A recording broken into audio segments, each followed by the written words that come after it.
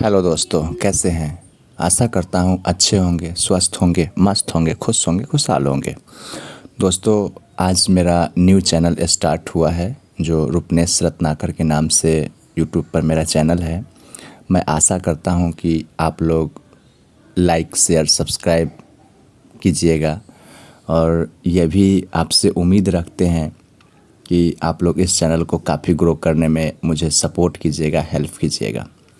तो दोस्तों, आज के डेट में मैं बताऊं कि पढ़ाई लिखाई तो मैं भी किया, मैट्रिक, इंटर, ग्रेजुएशन सब किए। बट एक उसके अलावा भी एक दुनिया होता है जिसको as a just like motivational speech कहिए या डायरेक्ट सेलिंग बिजनेस कहिए, जो मुझे एक अपॉर्चुनिटी के माध्यम से मिला और उस चीज़ को मैंने समझा, जाना। आज के डेट में मैं ये अपने आप को प्रूफ कर पाया कि नहीं, जिस ढंग से लोग सोचते हैं उसका रिज़ल्ट भी उसी ढंग का आता है। अगर नेगेटिव सोचते हैं तो नेगेटिव रिज़ल्ट आता है, पॉजिटिव सोचते हैं तो पॉजिटिव रिज़ल्ट आता है। दोस्तों, उसी दरमियान में मुझे एक बिज़नेस स्कूल बुक मिला पढ़ने के लिए और न जाने इसमें इतना अच्छा कोटेशन डाला हुआ है, अच्छे विचार डाला हुआ है, जो शायद कहने का मतलब कि कोई भी व्यक्ति कितना भी पढ़ा लिखा हो, अगर ये बुक थोड़ा सा अध्ययन कर ले उसका जीवन परिवर्तन हो जाएगा। वो कभी ये नहीं सोचेगा कि सिर्फ हम अपने लिए जिए, नहीं।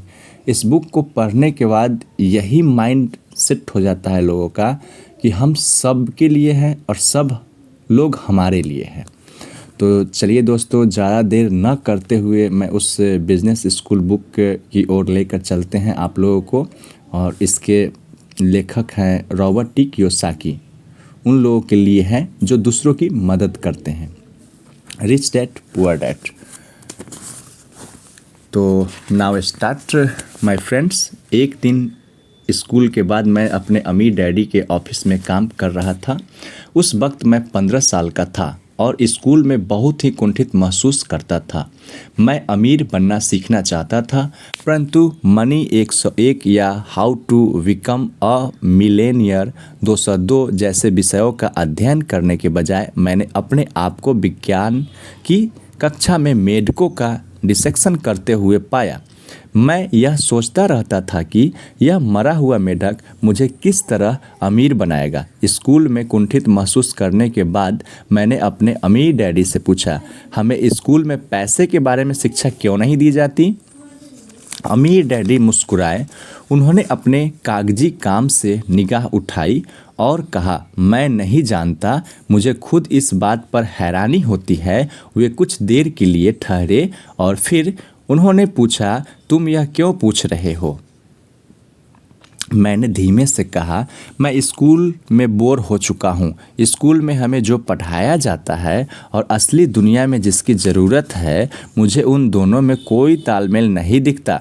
मैं सिर्फ अमीर बनना सीखना चाहता हूँ। मैं नहीं जानता कि एक मरा हुआ मेढक किस तरह नई कार खरीदने में मेरी मदद कर सकता है। अगर टीचर मुझे यह बता दे कि किस तरह मरा हुआ मेढक मुझे अमीर बना सकता है, तो मैं एक या हजारों मेढकों का डिसेक्शन कर दूं। अमीर डैडी जोर से हंसे और उन्होंने पूछे, जब तुम अपने टीचर से मरे हुए मेढक और धन के संबंध के बारे में पूछते हो तो तुम्हारे टीचर क्या कहते हैं? मेरे सभी टीचर एक ही बात कहते हैं, मैंने जवाब दिया। वे वही बात दोहराते हैं, चाहे मैं उनसे कितनी ही बार पूछूं कि स्कूल में किस तरह असली दुनिया के लिए प्रासंगिक है। और वे क्या कहते हैं? वे कहते हैं कि तुम्हें अच्छे नंबर लाने की ज़रूरत है ताकि तुम्हें एक सुरक्षित नौकरी मिल सके। मैंने जवाब दिया, ज़्यादातर लोग यही चाहते हैं कि अमीर डैडी ने कहा, ज़्यादातर लोग नौकरी पाने और किसी तरह की आर्थिक सुरक्षा हासिल करने के लिए ही स्कूल जाते हैं, परंतु मैं यह नहीं करना चाहता। मैं किसी और के लिए काम करने वाला कर्मचारी नहीं बनना चाहता। मैं अपनी ज़िंदगी इस तरह से नहीं गुजारना चाहता कि कोई दूसरा मुझे बताए कि मैं कितना धन कमा सकता हूँ, या मैं कब काम करूं, या मैं कब छुट्टी मनाने जा सकता हूं। मैं स्वतंत्र रहना चाहता हूं, मैं अमीर बनना चाहता हूं, इसलिए मैं नौकरी नहीं करना चाहता। उन लोगों के लिए जिन्होंने मेरी रिच डैड पुअर डैड पुस्तक नहीं पढ़ी हो, मैं बता दूं कि मेरे अमीर डैडी मेरे सबसे अच्छे दोस्त के डैडी थे। हालांकि उन्होंने जीरो से अपना सफ़र शुरू किया था और उनके पास कोई औपचारिक शिक्षा नहीं थी, परंतु वे अंततः हवाई राज्य के सबसे अमीर लोगों में से एक बन गए। मेरे गरीब डैडी यानी मेरे सब असली डैडी बहुत उच्च शिक्षित थे और एक ऊंची तनख्वाह वाले सरकारी अधिकारी थे, परंतु उनकी अच्छी तनख्वाह के बावजूद हम लोग हर महीने के आखिर में दिवालिया हो जाते थे। जब उनका अंत समय आया तो वे दिवालिया ही मरे और उनके पास ज़िंदगी भर की कड़ी मेहनत के एवज में दिखलाने के लिए कुछ भी नहीं था। मैं जानता था कि मुझे स्कूल में वह शिक्षा नहीं मिलेगी जिसकी मुझे तलाश थी, इसलिए मैंने स्कूल के बाद और वीकेंड में अपने अमीर डैडी के साथ अपनी पढ़ाई शुरू की।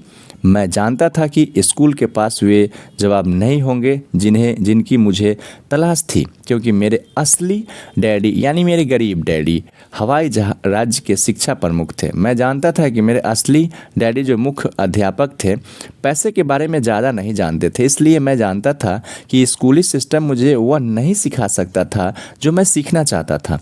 15 वर्ष की उम्र में मैं यह नहीं जानना चाहता था कि अमीरों के लिए काम करने वाला कर्मचारी कैसे बना जाए, बल्कि मैं यह जानना चाहता था कि अमीर कैसे बना जाए। मैं किसी ऐसे वयस्क की तलाश करने लगा जो मुझे पैसे के बारे में सिखा सके, क्योंकि मैंने देखा कि मेरे माता पिता पैसे की तंगी के कारण अक्सर झगड़ते रहते थे। इसलिए मैं अपने अमीर डैडी के पास पढ़ने के लिए आया। मैंने उनके साथ 9 साल की उम्र से लेकर 38 साल की उम्र तक अध्ययन किया। मैं शिक्षा की तलाश में था। यह मेरा बिजनेस स्कूल था, असली ज़िंदगी का बिजनेस स्कूल। अपने अमीर डैडी की ट्रेनिंग की बदौलत मैं 47 वर्ष की उम्र में रिटायर हो सका और मैं आर्थिक चिंताओं से जीवन भर के लिए पूरी तरह मुक्त हूँ। अगर मैंने अपने गरीब डैडी की सलाह मानी होती तो यानी 65 साल की उम्र तक अच्छा कर्मचारी बनने की सलाह, तो मैं आज भी कहीं नौकरी कर रहा होता, अपनी नौकरी की सुरक्षा को लेकर चिंतित होता और अपने पेंशन प्लान को लेकर चिंतित होता, जिसमें म्यूचुअल फंड होते और जिनका मूल्य लगातार कम हो रहा होता। मेरे अमीर डैडी और मेरे गरीब डैडी की सलाह में अंतर सीधा सा था। मेरे गरीब डैडी हमेशा कहते थे, स्कूल जाओ, अच्छे नंबर लाओ, ताकि तुम्हें एक सुरक्षित नौकरी मिल सके जिसमें दूसरे लाभ हो। मेरे अमीर डैडी की सलाह थी, अगर तुम अमीर बनना चाहते हो तो तुम्हें बिजनेस मालिक और निवेशक बनने की ज़रूरत है। मेरी समस्या यह थी कि स्कूल में ना तो मुझे बिजनेस मालिक बनना सिखाया जाता था, ना ही निवेशक बनाना। अगर आप अमीर बनना चाहते हैं तो आपको एक बिजनेस मालिक और निवेशक बनने की ज़रूरत है। अगर आप अमीर बनना चाहते हैं तो आपको बिजनेस मालिक निवेशक बनने की ज़रूरत है। थॉमस एडिसन अमीर और प्रसिद्ध क्यों थे? तो आज तुमने स्कूल में क्या पढ़ा? अमीर डैडी ने पूछा। कुछ देर सोचने के बाद मैंने जवाब दिया, हमें थॉमस एडिसन के जीवन के बारे में पढ़ाया गया। वे एक महत्वपूर्ण व्यक्ति थे और उनके जीवन का अध्ययन अवश्य किया जाना चाहिए। अमीर डैडी ने कहा, तो क्या तुम लोगों ने यह चर्चा की कि वे किस तरह अमीर और प्रसिद्ध बने? नहीं, मैंने जवाब दिया, हमने केवल उनके आविष्कारों के बारे में चर्चा की, जैसे कि बिजली का बल्ब। अमीर डैडी मुस्कुराए और उन्होंने कहा, अच्छा, मुझे तुम्हारी टीचर के विरोध में बोलते हुए बुरा लग रहा है, परंतु थॉमस एडिसन ने बिजली के बल्ब का आविष्कार नहीं किया, हालांकि उन्होंने इसे आदर्श जरूर बनाया। अमीर डैडी ने बाद में यह बताया कि थॉमस एडिसन उनके हीरो थे और उन्होंने उनकी जीवनी पढ़ी थी, तो फिर उनके इसका आविष्कार करने का श्रेय क्यों दिया जाता है? मैंने पूछा। उनके बिजली के बल्ब बनाने से पहले कई बिजली के बल्ब बनाए जा चुके थे, परंतु समस्या यह थी कि वे बल्ब प्रैक्टिकल नहीं थे। दूसरों के बल्ब ज़्यादा समय तक जल नहीं पाते थे। इसके अलावा दूसरे के आविष्कार करने वाले यह भी नहीं समझा पाते थे कि बिजली के बल्ब से किस तरह व्यावसायिक लाभ हो सकता है। व्यावसायिक लाभ? मैंने आश्चर्य भरे स्वर में पूछा। दूसरे शब्दों में, दूसरे आविष्कार करने वाले यह नहीं जानते थे कि अपने आविष्कार से किस तरह पैसा कमाया जाए, और थॉमस एडिसन यह जानते थे। अमीर डैडी ने आगे कहा, जो उन्होंने बिजली के पहले उपयोगी बल्ब का आविष्कार किया और वे यह भी जानते थे कि इस बल्ब को बिजनेस में कैसे बदला जाए। अमीर डैडी ने सहमति में सिर हिलाया और यह उनकी बिजनेस बुद्धि थी जिस वजह से उन्हें इतने सारे आविष्कार करोड़ों लोगों के लिए इतने ज़्यादा उपयोगी साबित हुए हैं। थॉमस एडिसन सिर्फ एक आविष्कारक ही नहीं थे, वे जनरल इलेक्ट्रिक और कई अन्य प्रमुख कंपनियों के संस्थापक भी थे। क्या तुम्हारे टीचर्स ने तुम्हें यह बताया? नहीं, मैंने जवाब दिया। काश उन्होंने बताया होता, तब मैं इस विषय में ज़्यादा रुचि लेता। इसके बजाय मैं उनकी बातों से बोर हो गया और यह सोचता रहा कि थॉमस एडिसन असली ज़िंदगी के लिए किस तरह प्रासंगिक थे। अगर उन्होंने मुझे यह बताया होता कि वे किस तरह अमीर बने तो मैंने ज़्यादा दिलचस्पी ली होती और ज़्यादा मन लगाकर सुना होता।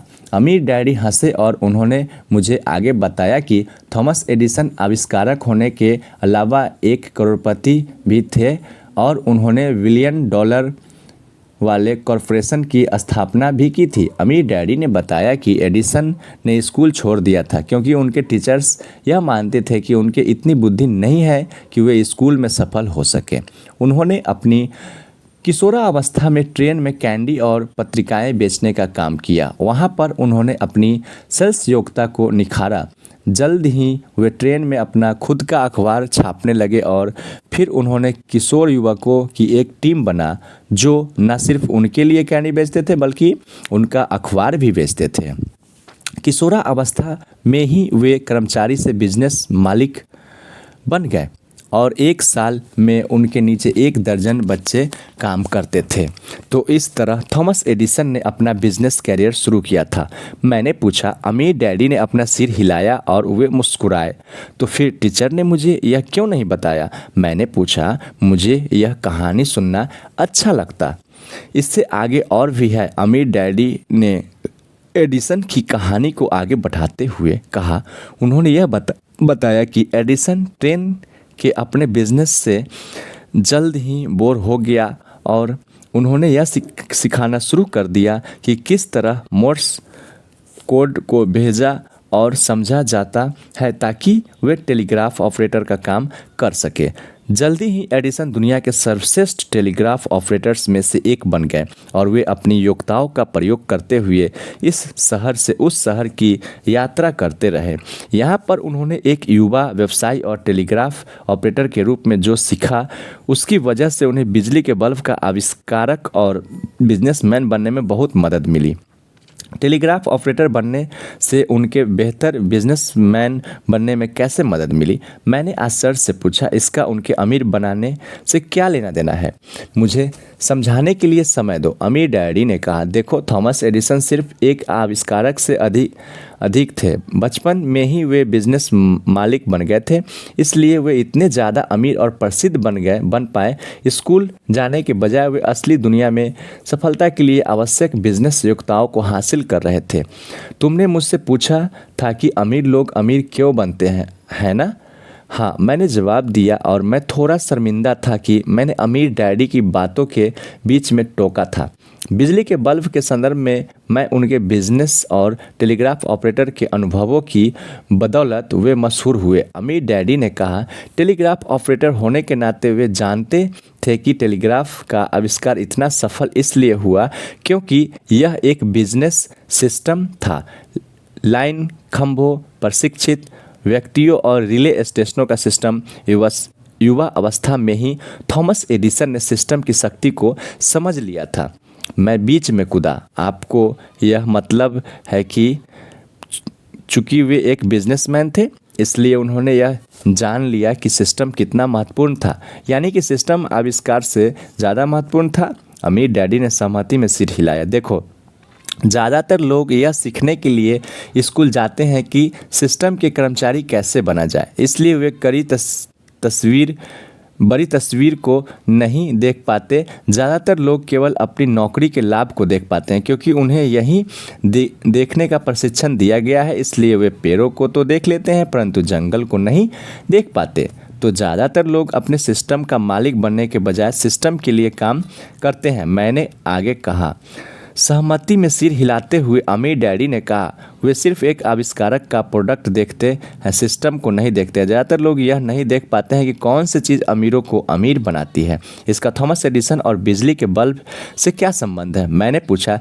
बिजली के बल्ब को बिजली के तारों और रिले स्टेशनों के समूह से शक्ति मिलती है। अमीर डैडी ने कहा, जिस चीज़ ने थॉमस एडिसन को अमीर और मशहूर बनाया वह यह बात थी कि वे बड़ी तस्वीर देख सकते थे, जबकि बाकी लोग सिर्फ बिजली के बल्ब को ही देख रहे थे। और वे बड़ी तस्वीर इसलिए देख सकते थे क्योंकि उनके पास ट्रेन और टेलीग्राफ ऑपरेटर के बिजनेस का अनुभव था। मैंने जोड़ा। अमीर डैडी ने सिर हिलाया। सिस्टम का एक और नाम नेटवर्क है। अगर तुम अमीर बनने के बारे में सचमुच सीखना चाहते हो तो तुम्हें नेटवर्क में पाई जाने वाली शक्ति को जानना और समझना शुरू कर देना चाहिए। दुनिया में सबसे अमीर लोग नेटवर्क बनाते हैं। बाकी सभी को काम की तलाश करने का प्रशिक्षण दिया जाता है। दुनिया में सबसे अमीर लोग नेटवर्क बनाते हैं। बाकी सभी को काम की तलाश करने का प्रशिक्षण दिया जाता है। बिजली के नेटवर्क के बिना बिजली का बल्ब लोगों के लिए बहुत कम फायदेमंद होता। मैंने कहा, अब यह विचार तुम्हारी समझ में आ रहा है? अमीर डैडी मुस्कुराए। तो अमीरों को जो चीज़ अमीर बनाती है वह यह है कि वे अपना सिस्टम, अपना नेटवर्क बनाते हैं और वे उसके स्वामी होते हैं। नेटवर्क के स्वामी होने के कारण वे अमीर बनते हैं। नेटवर्क तो अगर मैं अमीर बनना चाहता हूँ तो मुझे यह सीखना पड़ेगा कि किस तरह बिजनेस नेटवर्क बनाया जाए। मैंने पूछा, अब बात तुम्हारी समझ में आ रही है? अमीर डैडी ने कहा, अमीर बनने के और भी बहुत से तरीके हैं, परंतु बेहद अमीर लोगों ने हमेशा नेटवर्क बनाए हैं। यह देखो कि जॉन डी रॉकफेलर किस तरह दुनिया के सबसे अमीर आदमियों में से एक बने। उन्होंने तेल की सिर्फ ड्रिलिंग ही नहीं की। जॉन डी रॉकफेलर दुनिया में के सबसे अमीर आदमियों में से एक इसलिए बने क्योंकि उन्होंने पेट्रोल पंपों, डिलीवरी ट्रकों, जहाज़ों, पाइपलाइनों का नेटवर्क बनाया। वे अपने नेटवर्क के द्वारा अपने इतने अमीर और शक्तिशाली बन गए कि अमेरिकी सरकार ने मोनोपोली कहकर उन्हें अपना नेटवर्क तोड़ने के लिए विवश कर दिया। और अलेक्जेंडर ग्राहम बेल ने टेलीफोन का आविष्कार किया जो अंततः AT&T नाम के टेलीफोन नेटवर्क में बदल गया। मैंने कहा। अमीर डैडी ने सिर हिलाया। और बाद में रेडियो नेटवर्क आए और फिर टेलीविज़न नेटवर्क आए। हर बार जब कोई नया आविष्कार आता था तो वही लोग अमीर बनते थे जो उस नए आविष्कार के समर्थन का नेटवर्क बनाते थे और उस नेटवर्क के स्वामी होते थे। कई ऊंची आमदनी वाले स्टार और एथलीट सिर्फ इसलिए अमीर हैं क्योंकि रेडियो और टेलीविज़न नेटवर्क उन्हें अमीर और प्रसिद्ध बनाते हैं। तो फिर हमारा स्कूल सिस्टम नेटवर्क बनाना क्यों नहीं सिखाता? मैंने पूछा। अमीर डैडी ने अपने कंधे उचकाए। मैंने नहीं जानता, उनका जवाब था। मैं सोचता हूँ इसलिए क्योंकि ज़्यादातर लोग किसी बड़े नेटवर्क के कर्मचारी के रूप में नौकरी करने में ही खुश रहते हैं। वह नेटवर्क जो अमीरों और अधिक अमीर बनाता है वे अमीरों के लिए काम नहीं करना चाहता था। इसलिए मैंने अपना खुद का नेटवर्क बनाया।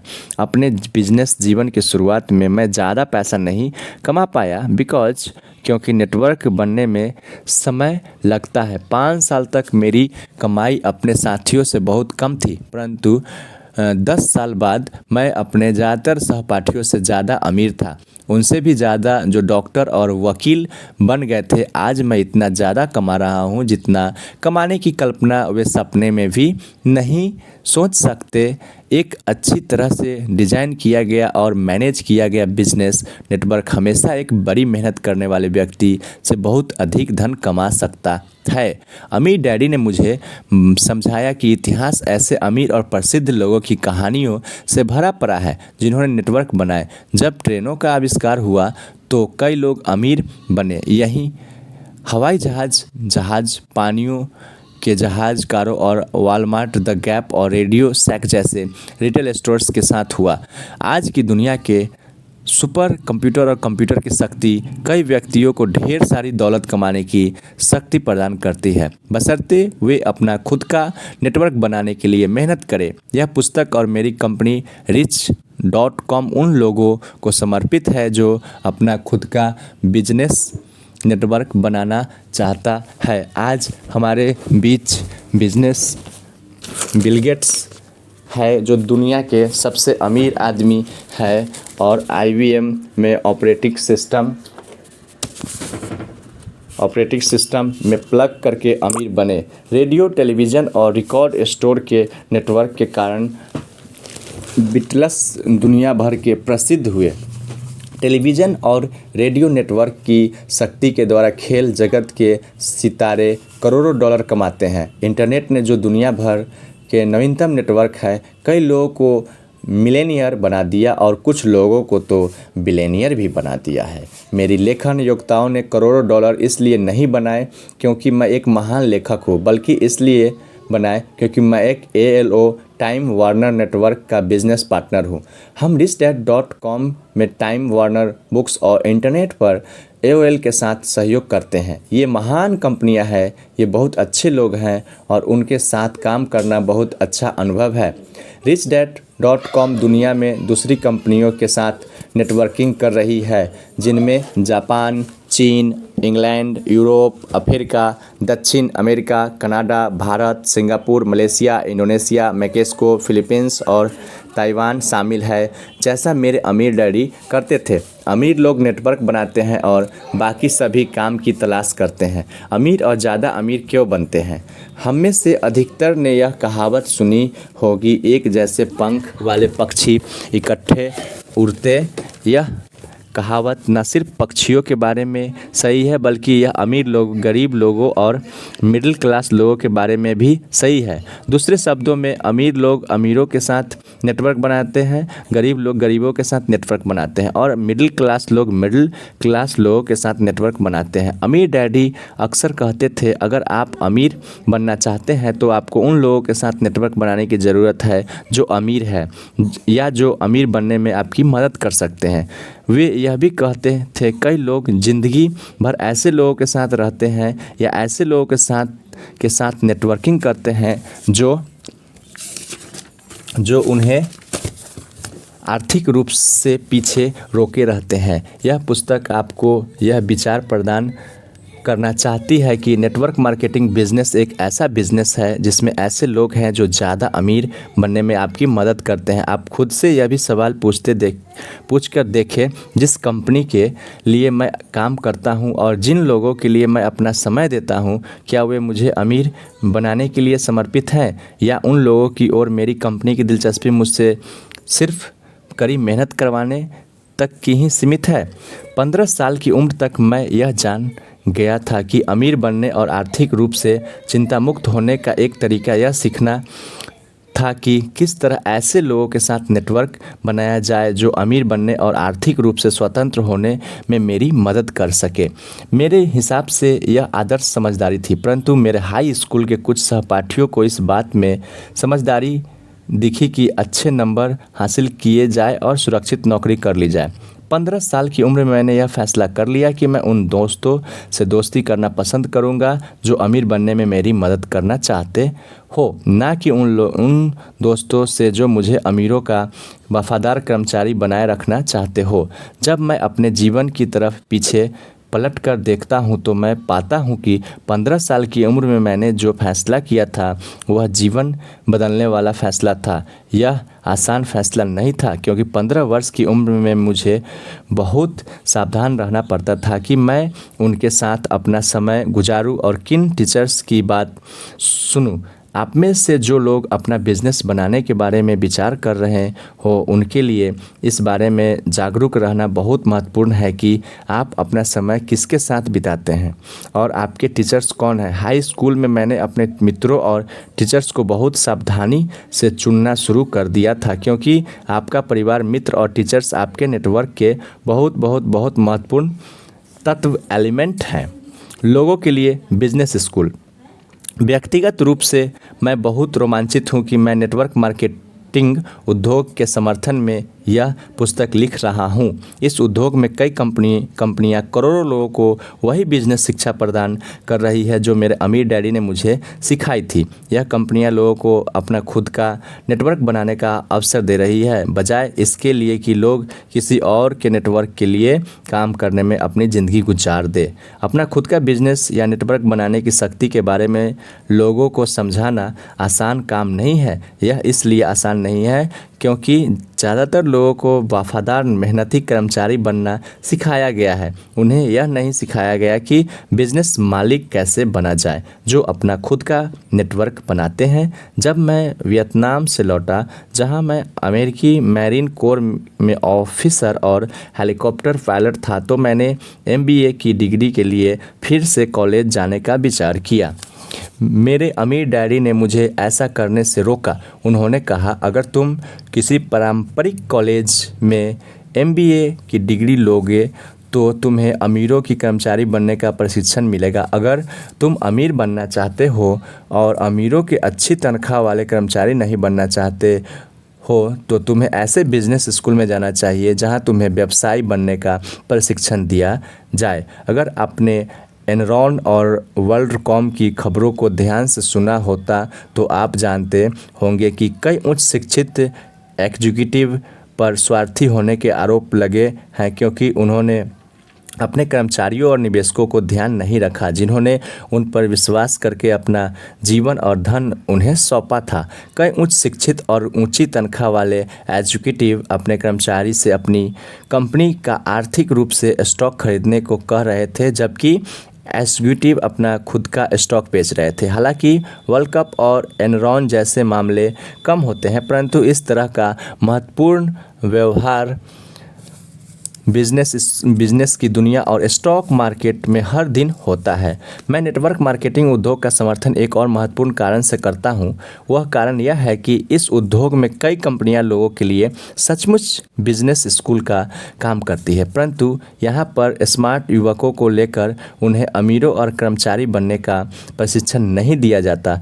कई नेटवर्क मार्केटिंग कंपनियां सचमुच ऐसे बिजनेस स्कूल बन जाती है जहां ऐसे जीवन मूल्य सिखाए जाते हैं जो पारंपरिक बिजनेस स्कूल में नहीं सिखाए जाते, जैसे यह कि अमीर बनने का सबसे अच्छा तरीका खुद को और दूसरे लोगों को बिजनेस मालिक बनाना सिखाना है, बजाय उन्हें यह सिखाने के लिए अमीरों के लिए काम करने वाले वफादार कर्मचारी कैसे बना जाए। अमीर बनने के दूसरे तरीके। कई लोग ने नेटवर्क मार्केटिंग बिजनेस बनाकर अथाह दौलत कमाई, और दरअसल मेरे कई सबसे अमीर दोस्त ने नेटवर्क मार्केटिंग बिजनेस से अपनी दौलत कमाई है। परंतु सच कहा जाए तो ढेर सारी दौलत कमाने के और भी तरीके हैं। इसलिए अगले अध्याय में यह पुस्तक उन तरीकों के बारे में विचार करेगी जिनसे लोग अमीर बन सकते हैं, और इससे भी अधिक महत्वपूर्ण बात यह है कि आर्थिक रूप से स्वतंत्र बन सकते हैं। जीवन यापन के लिए धन कमाने की चाकरी, नौकरी की सुरक्षा के जाल और एक तनख्वाह से दूसरी तनख्वाह तक गुजारा करने से मुक्ति हासिल कर सकते हैं। अगले अध्याय को पढ़ने के बाद आपको इस बात का बेहतर अंदाज़ा हो जाएगा कि क्या नेटवर्क मार्केटिंग बिजनेस बनाना आपके लिए दौलत कमाने का सर्वश्रेष्ठ तरीका होगा। क्या यह आपके सपनों का इच्छाओं को हासिल करने का माध्यम हो सकता है। दोस्तों, आज जो भी आपको हम रीड कर बिजनेस स्कूल बुक का फर्स्ट चैप्टर लिस्टिंग किए, सुनाए आपको, ऑडियो समरी में आप सुने। अगर आपको बेहतर अगर लग रहा होगा तो आप प्लीज़ सब्सक्राइब, कमेंट, शेयर ज़रूर कीजिए और हमें हौसला प्रदान कीजिए। हमें आगे बढ़ाने का आप लोगों के पास ढेर सारा संभावना है। आप जितना हमको प्रोत्साहित कीजिएगा, हम उतने ही ज़्यादा मोटिवेट होंगे और हम बेहतर से बेहतर आपको बुक्स का ऑडियो समरी सुनाएंगे, मैं अपने आवाज़ों में। और मैं कोशिश करता हूँ, आशा करता हूँ कि आप जितने भी सुने शब्द को, लाइन को सुने, आपको बहुत ही सुकून और शांति मिला होगा। और इसी बात को मैं ख़त्म करना चाहता हूँ, क्योंकि जो भी मैंने कहा वो किताब से ही लिया गया है और वाकई में आज मेरा हृदय या जीवन या लाइफ चेंज हुआ है। इस बुक को पढ़ने के बाद वाकई में वंडरफुल फीलिंग्स होता है। और आप भी सुनिएगा, समझिएगा, इस चीज़ को जानिए कि आखिर रियलिटी क्या है।